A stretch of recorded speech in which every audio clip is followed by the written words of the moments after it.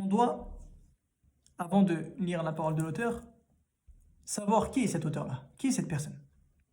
Qui est cette personne-là, Mohammed ibn Abdul Wahhab, rahimahullah, qui est-il? Parce que lorsqu'on étudie un livre, il faut qu'on sache qui est l'auteur de ce livre-là.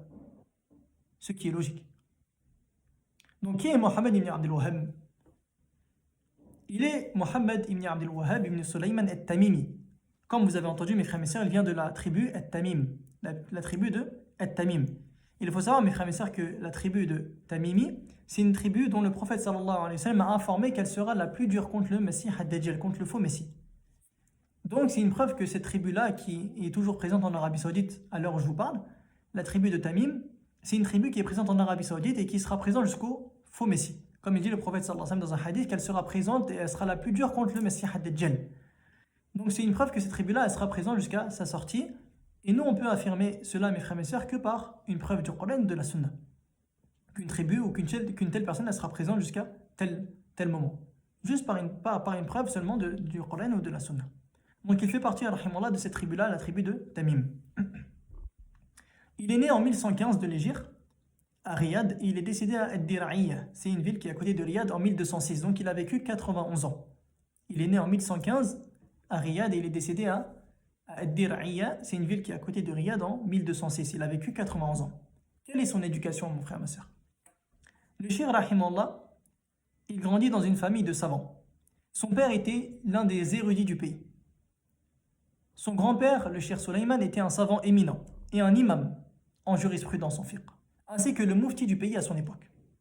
Son oncle, le Cheikh Ibrahim ibn Sulayman, comptait également parmi les grands savants. Donc mon frère, ma soeur, ici, tu te rends compte que le Cheikh rahimallah, il vient d'une famille de savants. Le Cheikh, il vient d'une famille de savants. Il mémorisa le Coran dès son jeune âge et étudia auprès de son père qui était le juge à cette époque de Al-Uyayna. Le Cheikh rahimallah était assidu à la lecture et s'intéressait tout particulièrement aux ouvrages de Cheikh al-Islam ibn Taymiyyah rahimallah et son élève Ibn al-Qayyim rahimallah. Et cette lecture-là, mes frères et mes sœurs, et ce penchant-là qu'il a eu pour ces livres-là, ça a eu une influence déterminante sur le développement de sa personnalité actuelle, rahimallah, intellectuelle, et ça le conduisit vers les sources authentiques du savoir.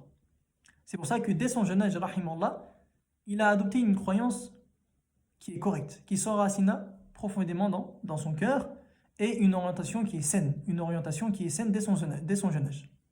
Ses voyages, concernant ses voyages, mes frères et mes sœurs, le Cheikh Mohammed ibn Abdul Wahhab, rahimallah, il a voyagé donc dans plusieurs endroits, après bien sûr avoir assimilé les sciences qui étaient enseignées, les sciences religieuses qui étaient enseignées dans sa ville natale. Il voyagea à Bassora, il voyagea aussi à Al-Ahsa, c'est en Arabie Saoudite. Il voyagea aussi à la Mecque et à Médine. Et dans ces endroits-là, dans ces contrées-là, il reçut l'enseignement de divers savants. Il a acquis une vaste connaissance qui le qualifia donc, mes frères et mes sœurs, à entreprendre son noble appel, donc ad-da'wa, à une époque, écoutez bien, où les innovations religieuses, les superstitions et les pratiques de vénération des tombes, des arbres et des pierres étaient largement répandues. Donc il faut savoir, mes frères et mes sœurs, comme ça va venir, Inch'Allah, qu'à l'époque du Cheikh rahimallah, les adorations des tombes, des pierres, l'adoration des pieux, tout cela s'était répandu à son époque, rahimallah, lorsqu'il a commencé, lorsqu'il est né, le Cheikh rahimallah, à son époque, s'était répandu l'adoration des tombes. La superstition, le polythéisme, c'était très répandu à son époque. Donc dans la péninsule arabique, il y avait du shirk. Il y avait beaucoup de shirk.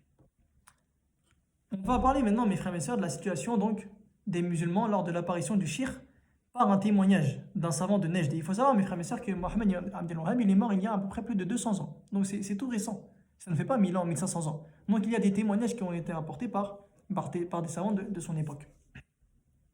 Il y a un des savants du Nejd qui raconte, mes frères et mes sœurs, il dit: avant l'apparition de ce shirk réformateur, il ne restait de notre religion que la prétention et le nom. Que la prétention et le nom. Il dit: nous étions tombés dans le polythéisme. Nous égorgions des sacrifices pour les chiantés. Nous invoquions les pieux. Il faisait des invocations pour les pieux. Nous consultions les devins. Et nous ne faisions pas la distinction, la différence entre les alliés de Ar-Rahman, du tout miséricordieux, et les alliés de Shaitan. Il dit: nous ne faisions pas non plus la différence entre le monothéisme de la Seigneurie qu'on appelle Tawhid al-Rububiyyah, que reconnaissaient déjà les polythéistes arabes à l'époque du prophète sallallahu alayhi wa sallam. Ça va venir, Inch'Allah. Et le monothéisme de l'adoration Tawhid al-Uluhiyyah, auquel le messager a appelé. Il dit nous ne faisions pas la différence entre la sunna et l'innovation. Ainsi, on se réunissait la nuit de la moitié de Sha'ban pour accomplir des prières qui sont infondées sans aucune preuve. Et nous négligeons les obligations religieuses. Et ceci, mes frères et mes sœurs, c'est le cas des innovateurs aujourd'hui. Ils sont ancrés dans leurs innovations. Ils s'y donnent à fond. Par contre, les 5 prières, ils les négligent. Les choses qui sont obligatoires dans la religion, ils les négligent. Par contre, pour les innovations religieuses, il est plus ardent quant au fait de les accomplir d'une manière correcte que les choses qui sont obligatoires. Il dit ensuite, l'auteur de ce témoignage-là, tout cela et bien d'autres encore innovations. Nos savants ne nous interdisaient pas cela. Au contraire, ils nous approuvaient. Au contraire, ils les approuvaient et ils les pratiquaient avec nous. Ils n'ordonnaient pas le bien, n'interdisaient pas le mal, et ne conseillaient pas l'ignorant et n'orientaient pas l'égaré. Et ceci, mes frères et sœurs, vous le trouvez dans le livre d'explication du livre At-Tawhid de Cheikh Fawzan Hafidhullah. Donc, qu'est-ce que tu en tires de ce témoignage, mon frère, ma sœur? Tu en tires que lorsque le shirk, rahimallah, à son époque, il y avait beaucoup de shirk, il y avait beaucoup de polythéisme, il y avait beaucoup d'innovation. Les gens, ils adoraient les tombes. Les gens, ils adoraient les pierres. Les gens, ils adoraient les statues. Les gens étaient dans le shirk, dans le polythéisme. Ça, c'était al-waqi', c'était la réalité à l'époque du shirk. Et ça, il ne faut pas que tu l'oublies. Il ne faut pas que tu l'oublies. Et ça, c'était, mon frère, ma soeur, c'était il y a 200 ans. Ou plus de 200 ans. Et celui qui est venu en Arabie Saoudite, celui qui est venu à Médine, et même dans l'Arabie Saoudite en général, il voit l'effet de sa da'wah, rahimallah. Aujourd'hui, tu ne vois pas de tombes qui sont élevées. Tu ne vois pas de tombes qui sont adorées. Au contraire, l'Arabie Saoudite, sans aucune divergence, entre les gens qui sont doués de raison, c'est le pays du tawhid. Sans aucune divergence. Pourquoi? Bien sûr par la miséricorde d'Allah, par le tawfiq d'Allah. Puis, par la cause de cet imam-là qu'Allah Azza wa Jalla a guidé. Et c'est pour ça que même les savants ils citent aujourd'hui que l'effet de sa da'wah, l'effet de sa prédication, rahimahullah, elle est encore là 300 ans après. 300 ans après. 300 ans après, l'effet de sa da'wah, de sa prédication, elle est encore là aujourd'hui. C'est pour ça, mon frère, ma soeur, Allah Azza wa Jalla, il peut guider juste avec une personne des milliers de personnes. Il a été cité dans sa biographie, rahimahullah, que il est parti au Multazem, c'est l'endroit de la Kaaba où il est recommandé de mettre ton temps, c'est de faire dua. Il a demandé à Allah Azza wa Jalla de faire de lui un homme qui va arranger les choses. Il a demandé à Allah Azza wa Jalla de faire de lui un da'i, un prédicateur, qui va arranger ces choses-là. Et Allah Azza wa Jalla l'a exaucé. Allah Azza wa Jalla, il a exaucé. Car aujourd'hui, les effets de sa prédication, de sa da'wah, elles sont encore présentes aujourd'hui, plus de 200 ans après. Et aujourd'hui, il a encore cité l'imam rahimahullah, et ses livres, ils sont imprimés, ils sont étudiés tous les jours, ils sont enseignés tous les jours, plus de 200 ans après sa mort. Plus de 200 ans après sa mort. Donc ça, mes frères et sœurs, ça prouve la sincérité qu'il avait, rahimahullah. On va citer maintenant, mes frères et sœurs, la da'wah du shirk. Il dit Ibn Baz, rahimahullah, Cheikh Mohammed, donc il parle de Mohammed ibn Abdul Wahhab, qu'Allah lui fasse miséricorde, était un grand imam et un éminent savant. Allah l'a comblé d'une profonde compréhension de la religion et d'une clairvoyance remarquable dans les sciences de la charia, de la législation. Il dit en particulier dans la croyance authentique, celle de Ahl Sunnah wal Jama'a. Il dit, rahimahullah, cela eut lieu au milieu du XIIe siècle. Il étudia auprès des savants de son pays, puis voyagea vers la Mecque et Médine où il reçut l'enseignement de certains de leurs savants.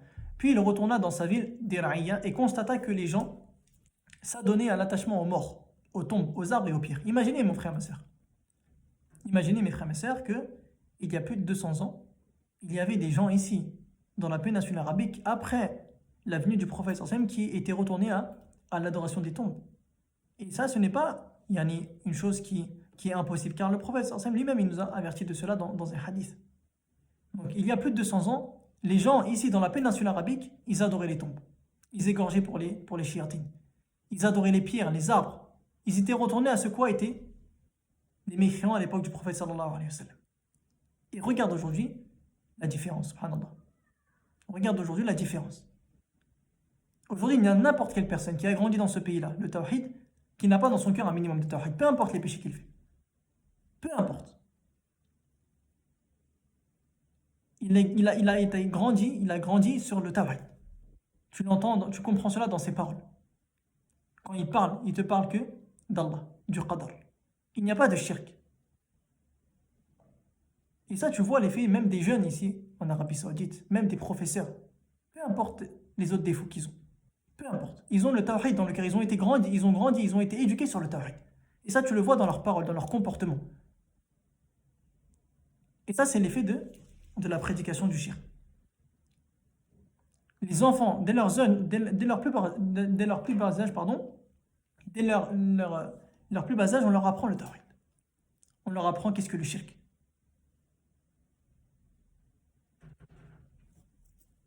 Donc ceci, mes frères et sœurs, c'est une situation aujourd'hui qui est totalement différente d'il y a 200 ans. Il y a 200 ans. Lorsque le shirk, il a commencé sa prédication. Donc il dit, Rahimallah ibn Baz, il appela les gens vers Allah, les guida vers l'unicité, donc le tawhid, et leur enseigna que le fait de s'attacher aux tombes, aux arbres et aux pierres, ou de leur demander secours, relève du polythéisme majeur, shirk akbar, qui fait sortir de l'islam. Il dit, il endura avec patience cette mission. Et beaucoup de gens de son époque lui furent hostiles. C'est pour ça qu'il a combattu, Rahimallah, avec l'aide du roi à ce moment-là. Il lui a prêté, il l'a aidé dans cette mission-là, et, alhamdulillah, il a fait la da'wah.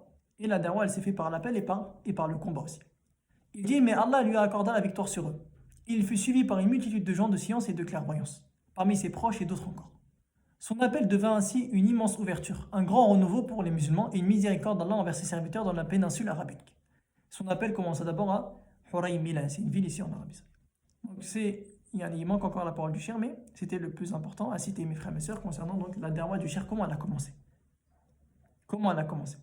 Et comme il a dit Ibn Baz, c'était un renouveau, c'est une grande ouverture pour les musulmans dans la péninsule arabique. Comme je vous ai dit, celui qui médite sur la situation de la péninsule arabique il y a 200 ans et aujourd'hui, il ne peut que remercier Allah pour cela. Il ne peut que remercier Allah pour cela. Qui peut s'imaginer qu'ici, à Médine, à la Mecque, en Arabie Saoudite, il y a 200 ans, les tombes étaient adorées, les pierres étaient adorées. Et qu'aujourd'hui, c'est totalement un cas qui est contraire, subhanallah. C'est un pays qui appelle au tawhid. C'est un pays qui appelle au tawhid, qui appelle à les gens à s'écarter du shirk. Il n'y a pas, subhanallah, comme ils disent, il n'y a pas photo. Et ceci, mes frères et mes sœurs, c'est par la grâce d'Allah Azza wa Jal. Et Allah Azza wa Jal, il a facilité ce serviteur-là, Mohammed ibn Abdul Wahhab, il lui a accordé l'ilm, la science. Il l'a facilité par l'aide d'un gouverneur qui était juste et qui l'a aidé pour arriver à ce résultat-là, bifadillah. On passe à mes frères et mes sœurs.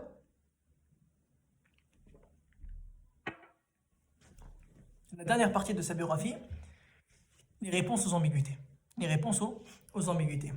Parmi les ambiguïtés et les accusations, mes frères et mes sœurs, qui sont répandues à propos de cet imam-là, qu'Allah lui fasse miséricorde, rahimallah, figure ce que l'on entend fréquemment, mes frères et mes sœurs, sur la langue de nombreuses personnes. Ceci est wahhabite. Le wahhabisme. Et il te dit cela en fronçant les sourcils. C'est un wahhabite. Il veut te faire peur. Et il veut par ce mot-là te faire fuir de quelque chose. Comme s'il disait que c'est du terrorisme. C'est ce qu'ils veulent faire savoir. Ils te disent, c'est un wahhabite, attention. Il est dans le wahhabisme.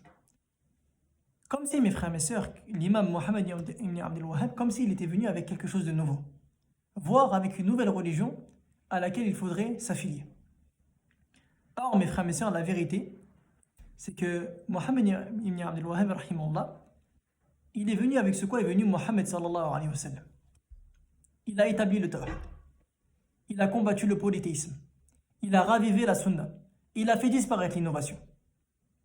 Même si cela déplaît aux adeptes des innovations. Même si cela, ça leur déplaît, ce qu'on dit. Même si cela, ça leur déplaît. Il a établi le tawhid. Il a combattu le polythéisme. Il a fait vivre la sunna. Il a fait disparaître l'innovation, al-bid'a. Est-ce que c'est ça qu'on traite de wahhabites? Et comme preuve, mes frères et mes sœurs, entre nous et les innovateurs, on a une preuve qui est irréfutable. On a une preuve, mes frères et mes sœurs, entre nous et eux qui est irréfutable. Al-waqi', la réalité. C'est la réalité. Vous dites que Mohammed ibn Abdul Wahhab, bien sûr, je ne parle pas à vous, mes frères et mes sœurs, mais le cours, Inch'Allah, il sera diffusé.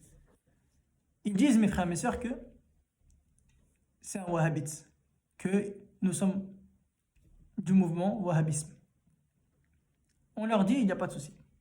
On a une preuve entre nous et vous qui est irréfutable, c'est la réalité. Le waqi', c'est la réalité. Vous dites qu'il est wahhabite, il n'y a pas de souci. Ces livres, ils sont encore présents aujourd'hui, plus de 200 ans après. On va prendre ces livres et on va les ouvrir ensemble. Et on va voir où est le wahhabisme dans cela. On va prendre les livres du shir, on va les ouvrir ensemble, on va les étudier, on va voir où est le wahhabisme dans cela. Et on va essayer de comprendre comme vous où est-ce qu'il y a du wahhabisme dans son livre. Rahimallah.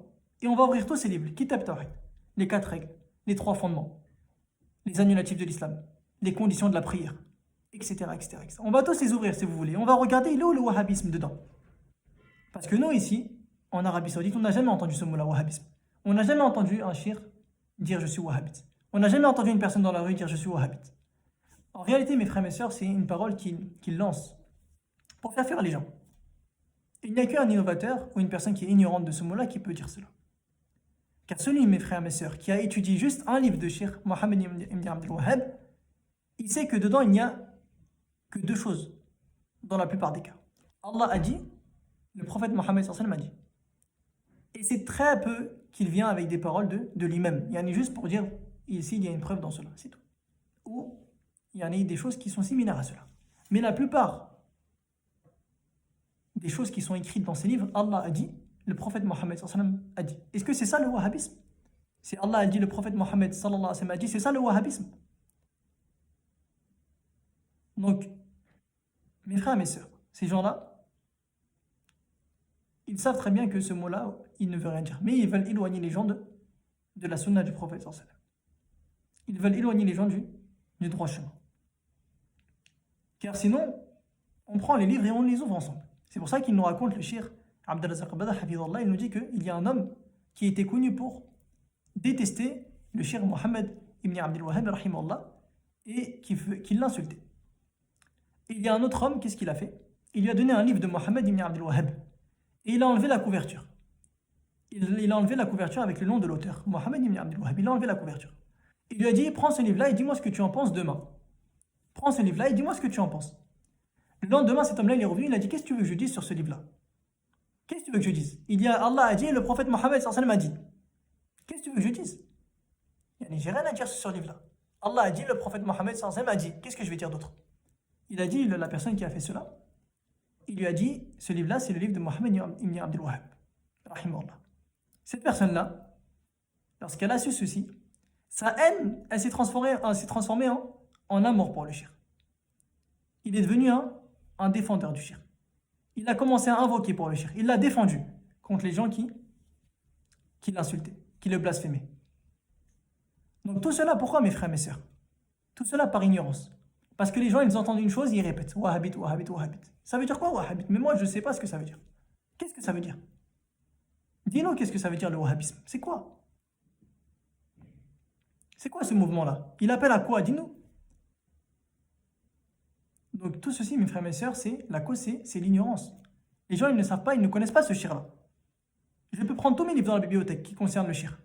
Et je vous les ouvre devant vous. Allah a dit, le prophète Mohammed sallallahu alayhi wa sallam a dit. C'est ça le wahhabisme?